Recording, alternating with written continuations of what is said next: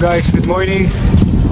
The unrestricted gravel race is fast approaching, and for the ride this morning we will be aligning the route and the terrain in according to the upcoming race. So pretty much the make or break part of the race would be on 40 kilometers. So we'll be looking for terrain that suits that, no? So what I have in mind, since I'm from the Antipolo, Cainta area of Rizal, we'll be doing Sitio Labahan and Yapak trail. Let's go! So we just turned left from the main highway to lead to this road going to Sitio Labahan. It's also the road going to Habang Parang, if you're familiar with it, where the climbs are steeper than your usual Antipolo climbs. Okay, so this is the first section of this ride, which I believe imitates well the punchy climbs on the 38 to 45 kilometer mark of unrestricted. Also imitating, or rather simulating very well, in my opinion, the first part of the climb of the trail, which is very crucial, no? So Sitio Labahan, it's just a short climb with a mixture of a short quarry trail. So perfect kasi mapapractice natin yung pag-climb, no, sa off-road, which is very much similar sa meron sa ATTCK Unrestricted, no, sa upcoming gravel race. So yeah, we'll get to the first section of this ride. Go! This is the last corner going to Domsa, or Mahabang Parang Snipe, no? If you go right, follow the road, goes to Domsa. If you go straight to this small side road on the left, there, you can see the banner that it goes to Sitio Labahan. Okay? So, gonna enter that. Nice and smooth, fire road, fun entering, similar to what Nueva Ecija has to offer us this February 9. So, personally, even if this is an endurance ride, I would like to give it a little power at these sections. Since it is just short, it gives you more confidence of speed on the trail. Right, what I'm doing now. So after this bayan or mataong part, you can get up to speed again and practice on several small obstacles like rundown humps and big cracks. There's a quarry on your left, and this is the first climb. Oh, they smoothened it up already. Before it was much worse. So it's easier now, though it's steep. This is the first steep climb of Labahan. It's short but it's very steep. I think around 20 to 21% with loose gravel. So perfect to simulate the race. Then to continue it, you turn left here. Yep. Papunta sa kwarto, may tropa tayo. Madulas, sir! Pero grenader na nila. Mas malala po ito last month yata o 2 months ago. So this second off-road fire road climb is much steeper than the first one and much longer, which is really good training, no? And will really get those heart pumping and lungs open. Okay, so we're done with the climb. Now, another good part of this is you can practice your descent skills. No, because this is, like I said, 18-19% descent, and it will really train you to descend on loose terrain like this. Ako medyo bobo ako sa lusong, na kaya I don't want to go that fast. Ganito lang, something controllable lang, you know. So here at the steepest part, I'm doing a weight back since sa gravel, no, nakatuwad tayo. Very much different from MTBs. Okay, so medyo loose dito. I'll try to control my speed para hindi mag-fishtail. And then finally, to go down that main section over there. So if I want to speed up, lalo na yung mga doggies, control lang. Control lang ka. Keep that control at check. And don't press too much on the brakes. This is for beginners or people who aren't really used to steep, loose descent. So, control lang pag piga-piga, pwede nyo pigayin yung likod. Pero bitawan nyo kagad. Doon lang. So I'm doing it very slow this time, okay?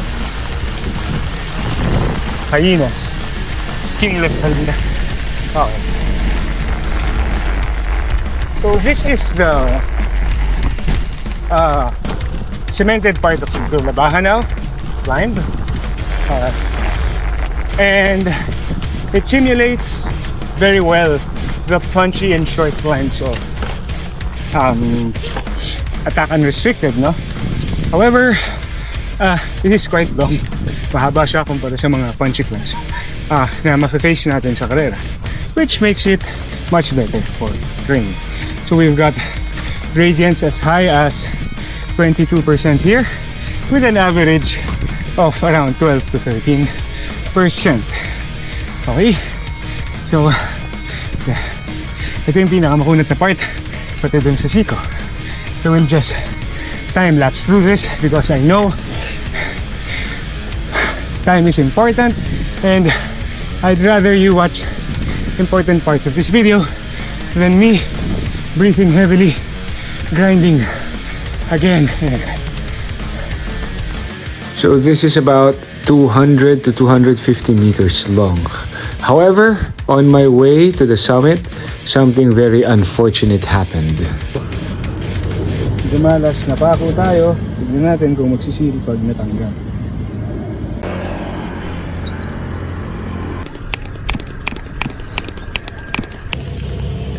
So ito yung pumasok, no? Concrete nail, solid. Pero buti na lang, saved by Silka and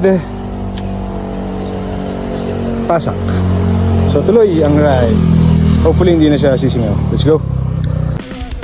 So good thing na lang nag-seal talaga yung sealant, no? And yung pasak hindi sumingaw. Tuloy ang ride natin.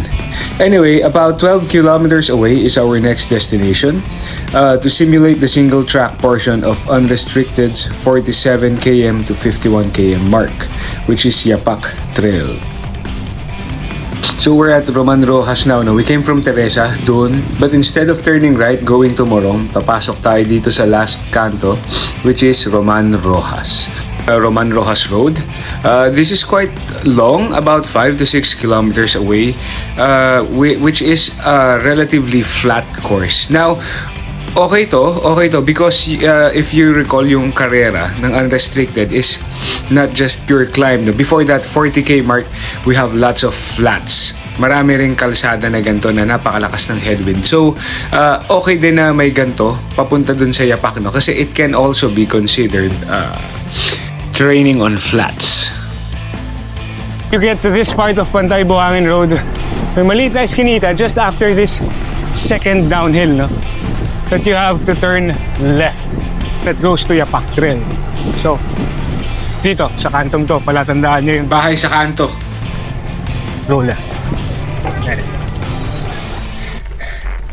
So last punchy climb, then we have to turn left. And that's start of the trail. Yes. So it starts with this rocky part, which is again very similar to the trail that we will be coursing through ATTCK UnrSTRKTD. I find Yapak very convenient and similar to what we will be facing in the upcoming days. Also, what's nice about this place is hindi siya matangkik. So, it really simulates the part of the single track, especially the 47 to 51k mark. Kasi pati yung mga gradient kuha, pati yung mga pagka-loose ng mga bato kuha, no? Even the grasses, no, the plants sa left and right kuhang-kuha. And what's good about this is accessible ang Yapak sa ating mga taga Rizal, no. If you live in Binangonan, Angono, Cainta, even Pasig, no, hindi siya ganun kalayo, madali lang siya puntahan. For the upcoming weeks, no, I plan to train here as part of my skill training, no? So, medyo magpapatakbo ako mabilis dito, medyo magpapaskid ako ng rear tire dito to simulate, no?